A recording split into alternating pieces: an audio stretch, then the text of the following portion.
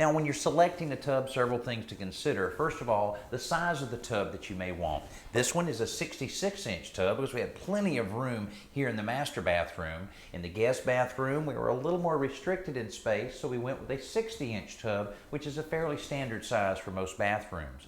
Now, you might be surprised when you start looking for tubs at how many bells and whistles there are. This acrylic tub from Jason International not only has air and whirlpool hydrotherapy, but also a chromotherapy lighting system. The controls allow you to set up the perfect environment for relaxation. It even has pulsating jets in the neck pillow. Now that's pretty cool. When you're choosing your new toilet for your bathroom renovation, you don't have quite as many bells and whistles to consider, but here's a few things to think about. First of all, you want the look of the toilet to match the look of your bathroom. Here, this classic look works perfect for our bathroom.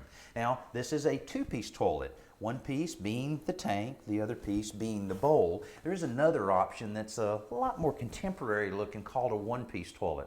Now, also a lot of homeowners are realizing that the toilet's a little more comfortable if it's a little taller. This one, 17 inches off the floor.